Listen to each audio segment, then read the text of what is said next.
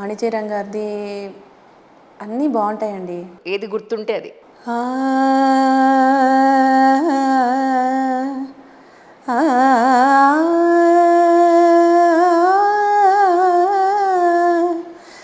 ఆ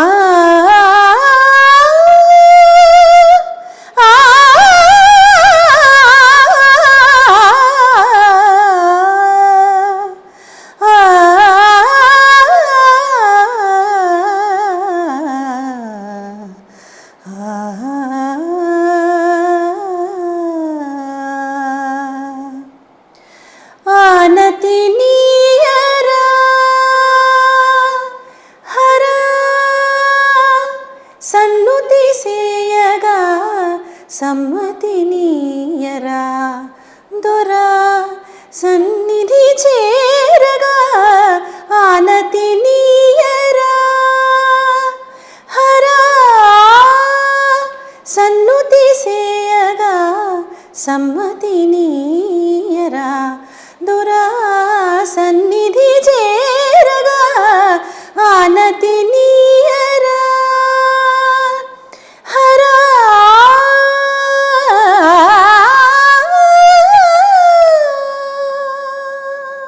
బా, ఇదే పాట మనసులో అనుకుంటున్నాను. దీని తర్వాత నీ ఆనతినదే.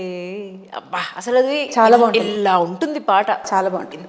హై. మొన్న పుట్టపర్తిలో ఆ పాట పాడితే అసలు ఎంత అప్లాజ్ అంటే అసలు క్లాప్స్ ఆపలేదన్నమాట. అంత ఎంజాయ్ చేశారు ఆ పాటని. నేను ప్రాక్టీస్ చేసే పాటల్లో ఈ పాట ఒకటి.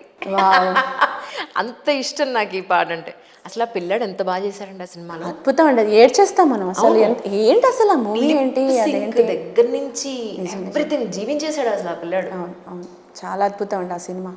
Movie great movie. అలాంటి సినిమాలు నిజంగా మంచి కాంటెంట్ ఉన్న సినిమాలు హిట్ అవ్వకపోవడం అంటూ ఉండదు. డెఫినెట్గా అది ఒక స్వాతిముత్యం కావచ్చు, తర్వాత స్వాతి కిరణం కావచ్చు, ఏదైనా కానీ చూసే ప్రేక్షకులు ఉన్నారు, ఆదరించే వాళ్ళు ఉన్నారు. అబ్సల్యూట్లీ. ఇప్పుడు లేదని పాపం ఉన్నది చూస్తున్నారు, కానీ అలాంటి మూవీస్ వస్తే మళ్ళీ చూడడానికి అందరు రెడీగా ఉన్నారు. అవును. ఎంతోమంది కళాకారులు కూడా ఎంతోమంది దానికోసం వర్క్ చేయడానికి రెడీగా ఉన్నారు. టాలెంట్ ఉన్న వాళ్ళు ఉన్నారు. వాళ్ళకి ఏం చేయాలో అర్థం కావట్లా. ఇప్పుడున్న పరిస్థితిలో ఎటు వెళ్ళిపోతుంది తెలియదు, కానీ టాలెంటెడ్ చాలా మంది అలాగే ఉన్నారు, అర్థం కాకుండా ఉన్నారు. ఏం చేయాలో అర్థం కాక. నిజం. అలాగే స్వరమంజరి టైటిల్ కూడా వచ్చింది మీకు. అవునండి, అవును. వాళ్ళు కూడా ఏ ఇయర్ది ఎన్నాళ్ళైంది మీకు వచ్చాక? మొన్న రీసెంట్గానే వచ్చిందండి. అవునా? మేబీ ఒక ఏప్రిల్ ఆ మంత్లో వచ్చింది. ఇవి రెండు రీసెంట్గా. వాణిజ్యరామ్ అవార్డు వచ్చేసి లాస్ట్ ఇయర్ వచ్చింది, ఇది ఈ ఇయర్ ఇచ్చారనమాట.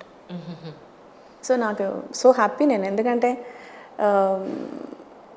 అది చెప్తున్నాను కదండి, ఒక సింగర్కి ఒక అవార్డు అంటే నిజంగా మన టాలెంట్ని గుర్తించి వాళ్ళంతటా వాళ్ళు మనకి ఇవ్వడం అన్నది చాలా చాలా హ్యాపీనెస్. అది వర్డ్స్లో ఏది చెప్పలేము మనం. నిజంగా వాళ్ళు ఇంకా గుర్తించారు, నా టాలెంట్ని గుర్తించారంటే సో హ్యాపీ. కానీ ఇంత ఆల్మోస్ట్ ఒక 20 సంవత్సరాల జర్నీలో యాజ్ అ సింగర్గా, ఒక విమెన్గా, అమ్మగా, వైఫ్గా, కోడలిగా, కూతురుగా, ఆల్ ఓవర్ జర్నీలో మీరు సంతోషపడ్డ పాయింట్ అంటే ఎక్కడ? ఇక చాలు అని చాలా పెయిన్ఫుల్గా ఫీల్ అయింది ఎక్కడ అంటే చెప్తారా? నేను యాజ్ ఎ సింగర్గా నా జర్నీని చాలా చెరిష్ చేస్తానండి. చాలా హ్యాపీగా ఫీల్ అవుతాను. అంటే నేను పర్సనల్గా మనం ఫ్యామిలీలో మనము ఏది మనం అదొక జర్నీలా అనుకుంటాను నేను. మ్యారేజ్ ఒక హ్యాపీనెస్సే, పిల్లలు పుట్టడం ఒక హ్యాపీనెస్సే. ఏ అమ్మాయికైనా అది మాటల్లో మనం ఏది చెప్పలేం. ఎంత అలసిపోయి ఇంటికి వెళితే వాళ్ళు వచ్చి ఒక్కసారి అమ్మాని వచ్చారా, దగ్గరకు వచ్చారంటే నేను అంతా మర్చిపోతాను. అసలు ఆ రోజు పడ్డ శ్రమంతా మర్చిపోతాను. నాకంటే ఎక్కువ వాళ్ళు చాలా సెలబ్రేట్ చేస్తారు నా సెలబ్రిటీ స్టేటస్ని. మా అబ్బాయి మొన్న క్రికెట్ టీంలో జాయిన్ అయితే అక్కడికి వెళ్ళి అందరికీ చెప్పాడు, మా అమ్మ గోదావరిలో సినిమా పాడిందంటే. అంతమంది టీంలో అంతమందికి తెలుసు అంట అబ్బాయిలకి ఆ పాట. లేదు, వాళ్ళు వచ్చేసి సైన్ అడిగి మీ మదర్ని ఇది అడుగు, సిగ్నేచర్ తీసుకురా అంటే నాకు భలే ఆశ్చర్యం అనిపించింది. ఆటోగ్రాఫ్ అడిగితే నాకు భలే ఆశ్చర్యం అనిపించింది, చాలా హ్యాపీ అనిపించింది. నేను అలా చెప్పకరా, నాకు అంతగా పెద్దగా నచ్చదు అలాగా అంటే, అమ్మ చెప్పాలమ్మా, నీకు తెలియదు, నువ్వు ఊరుకో. వాళ్ళే కరెక్ట్. మా అమ్మాయి కూడా అంతే, మొత్తం వాళ్ళ కాలేజ్లో మొత్తం అందరికీ చెప్పేసినారు అనమాట, మా అమ్మ ఇట్లా అని. చాలా మొహమాటంగా ఉంటుంది, ఎందుకో తెలియదు నాకు. చాలా మొహమాటంగా ఉంటుంది. అంటే మనము లో ప్రొఫైల్, అంటే ఇంట్రోవర్ట్ అంటారా మరి ఏమంటారో తెలీదు, ఆ టైప్ అనమాట నేను. కొంచెం అది చెప్తే చాలా అస్సలు జనరల్ కామన్ మ్యాన్లోనే ఉంటాం మనం. కామన్ మ్యాన్లా ఉంటాం కాబట్టి అలాగే ఉండాలనుకుంటాను. వాళ్ళందరూ ఇప్పుడు నన్ను చూస్తే ఒక రకంగా చూస్తుంటే నాకేదో రకంగా అనిపిస్తుంది. వాళ్ళకి తెలిసిపోయింది కదా ఇప్పుడు అని.